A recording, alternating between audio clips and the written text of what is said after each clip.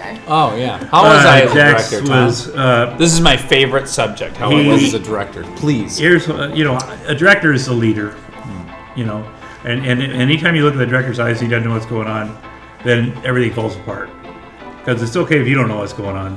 Well, the one guy that has to know what's going on. And Dax, at least, I presume by looking at him, he knew what was going on. He acted like he knew what was going on. That's the best you can say. He acted like he knew what was going on, which is what he does. If you don't know Dax, he knows everything. Pretty much everything. And to be a director, you got to know all these little things. And so he's a perfect director.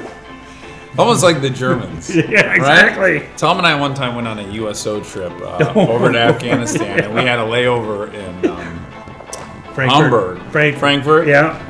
And it was neither of those two cities, by the way. What was it? It was yet a third one. Was it? It was Frankfurt. Munich. No, Frankfurt.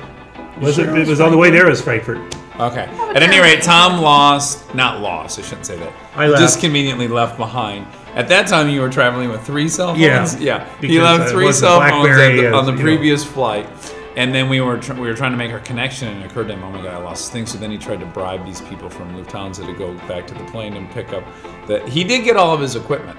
But we were flagged subsequently because of that. But a guy, I give the guy like a tip. Was what you do. It's the American way. You give a tip. He's like, whoa! And then he disappeared. In Germany, they will fire civil servants for bribery over that. I wasn't going to leave. But then on the way back, we had been red flagged Yeah. because of our behavior on the first trip through.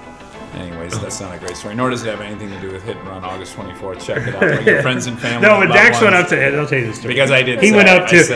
He's like, calm down, Tom, because there are some issues with some of my underwear. Maybe they're wet. Whatever. Yes. It's just going through. Maybe I had to clean them in the sink. Yeah, exactly. Why I had to clean them in the sink? And so there was issues, and I was making him late. But he wanted to change his flight to get off the plane a little bit and hang around. Sightseeing. It's a sightseeing around Germany, and so he went to the lady in the VIP room and said, I'd like to change my thing. And she's like, what? And I go, she's not letting you, dude. She's not letting you. He goes, listen, man, Germans, they know. They're, what's the word to use? Germans precision. They're whatever meticulous. They're meticulous. This will happen. And then she's like, no. And he just freaks out. He freaks out. Meticulous. I knew they weren't going to let us do it. Yeah. They had resentment. Roughly, that's basically what the movie's about.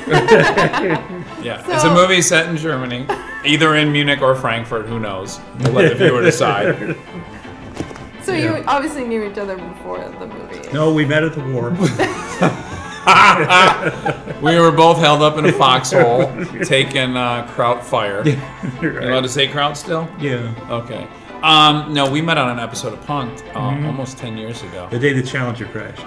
Was that really the day it was? Yeah, because I couldn't believe I got there and nobody knew what was going on. Still didn't know. Just now I found out. Yeah, it was like a day, when something terrible happens and then you go, well, the good news is I don't have to go to work. But it wasn't the Challenger. But it was that blew up when I was in fifth it grade. Was the Charger. The Charger. The Dodge Charger crashed into a telephone pole. No, it was one. It was landing in Texas. The Charger. That's but not I the thought name I would of one, is it? I don't know. But I thought nobody's going to work today. Happened in like 86. In 86. In 86, I was watching that back. And you think that's what year we filmed that episode? No. That was in 2003. Yep, it was. It was. It seems like longer. It does, because we've been really close friends since then. I've been through a lot. Been to a war. We've been to a war. We started a war. We were on Punk together. We were in Brothers Justice together. Yep. And then now we've done this movie together. Yeah. And we'll probably do a dozen or so more before several Tom interviews finally. Too. We're on the Iron He wanted to. Oh Jesus, Pete, we sure were. Then we ran into him recently at an event at the Beverly Hills Hotel, and he told arguably the most boring story. And it had to do with Martin Luther King. How can a story about Martin Luther King be boring? It can't. It can't. Byron Allen made it boring. But he shifted it to about his wife, which was pretty boring. Coretta Scott King, who he did. Here's a guy who's been in orgies. That we've gotten tapes of him in orgies. That's an exciting man. Byron Allen. He doesn't seem like. No, he's not been in orgies. Martin Luther King. I don't believe it. Yes, Jackie O had heard the tapes. Okay, you watched that special. Of course I did. Speaking I have a television special. Let's go back to the movie. Oh yeah, please. Let's do it. What do you think fans will like about this movie? Besides the chemistry of Tom and I think they'll respond to the chemistry of Kristen and I as well. My real life fiancé, Kristen Bell. I play a guy in witness protection, and I decide to leave witness protection to take her to her dream job in LA, and all hell breaks loose. She's willing to give up the job for him. He doesn't want her to. No. and he decides to make a move, and you aren't supposed to when you're witness protection. Yeah, I'm his federal marshal. I'm guarding him. I follow because I'm worried about him, and probably he's my only friend. Yeah. So much like real life. So I follow. But what's great about their relationship that you don't see all the time, and I'm sure Dax wrote it this way, was, in relationships, if a man falls in love with a woman, like if I fell in love with you, man, and I found out you love me, like, I'd want you just to keep loving me. So there might be something in my past. Maybe I was married to some crazy lady back in 1990. I'm not going to tell you that. Not right away. Maybe eventually when you tell me after you that you were married to... really, you can't leave at that point. Once you have kids, then you maybe disclose everything that happened. Like something, like maybe you had, you were... not that you couldn't be, but a prostitute. I mean that a complimentary way. And then you tell me I was a prostitute. I go, oh my God, I was married to Roseanne. We're even. Right. Okay, see, that's what this movie's about. It's about not revealing everything until you absolutely have to. Yes, and it's about just taking the person who's right in front of you and deciding whether you want to move forward with them versus what they've done in the past. The past should not inform your future. I agree with that. But it's a car chase movie. Bradley Cooper's a bad guy.